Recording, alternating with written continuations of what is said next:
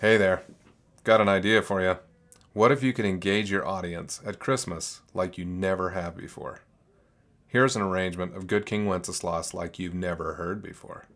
And they sing along. Check this out.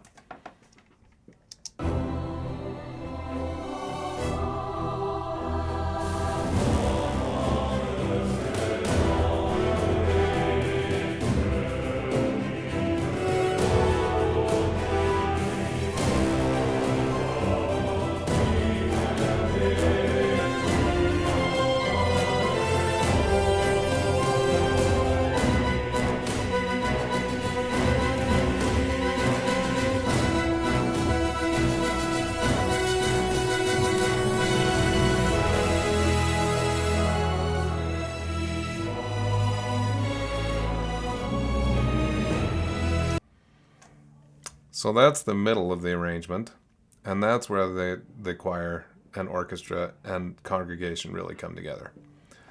So let me give you a little background. A few years ago, I was working with Jonathan Brown at Canto Deo Choirs in Denver, and he had this idea, you know what, I want to engage my audience like I never have before. I want to envelop them in a story, and I want them to feel like they are part of the choir. Can you make me an arrangement that'll do that? So we got to thinking, and I settled on Good King Wenceslas. It has a story, it's got different characters, and so I put together an arrangement that really involves the audience as a member of the choir, but without any rehearsal. You don't have to rehearse with them. So let me walk you through this, and I think you'll like it. So this is the script that comes with it, and you can see we've got a cast of characters. We've got the storyteller, which is the choir and the audience. So the audience never sings without the choir, but the choir does sing without the audience. So it's a bit of a challenge for the conductor, but it's pretty fun. So the choir and audience are the storyteller or the narrator. The men of the choir are the king in the story, and the women of the choir are the king's page. And so then it goes through, and you can just put this right in your program, or you can project it. And then the arrangement goes along as follows. So you get the first verse, Good King Wenceslas looked out. That's the audience and the choir. Let me just play that for you.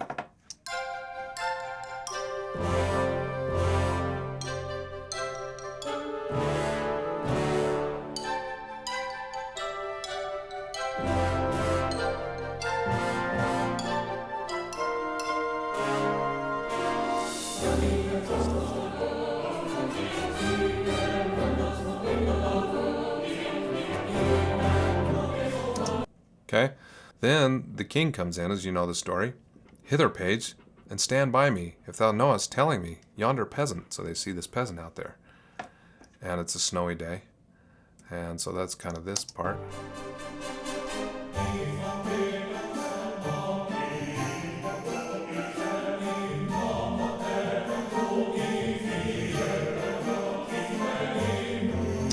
So, this will take a little bit of practice with the choir.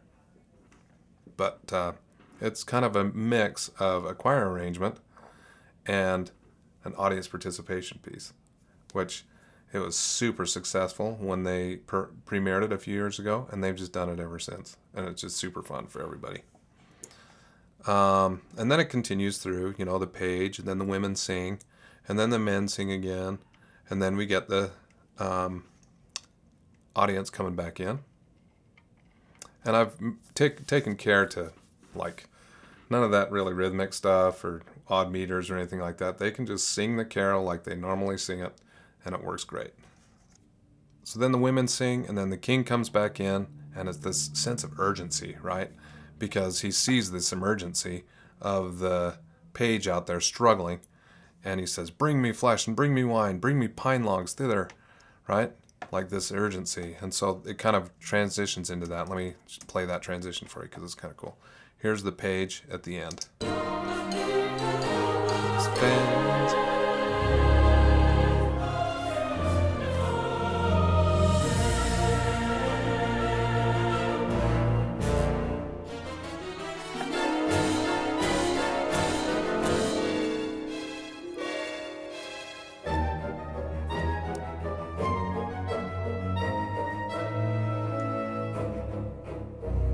Here comes the king, right?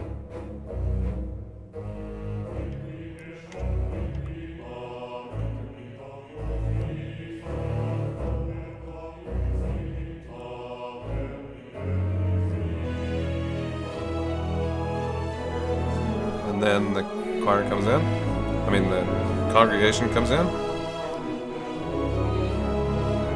And it's really straightforward.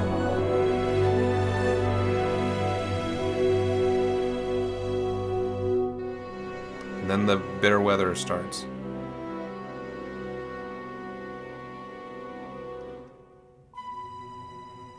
Right, get this wintry sound, right? And during this time, I've put a little note in there, audience makes whistling wind noises. And so as the choir director, you can demonstrate that at the beginning. Like before you do it, you say, okay, when I tell you to make windling whistle noises, you make wind noises like this.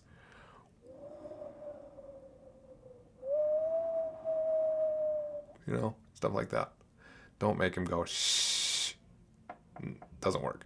With whistling wind noises. And you get the whole congregation doing that. It's amazing. It actually is pretty dang cool. I guess I could tell this story. One performance, the choir director was trying to get them to make the whistling wind noises. And so he encouraged them to do it. No one was doing it. And he's like, make wind, make wind, make wind. And they all thought that was pretty dang funny. So just thought I'd throw that in there. Don't say that. Okay, so, and then you've got the king and the page, which is the choir. And then the whistling wind dies out. And you tell them when to do that. And then the storyteller pops in and finishes it up. So here's the end of the whistling wind.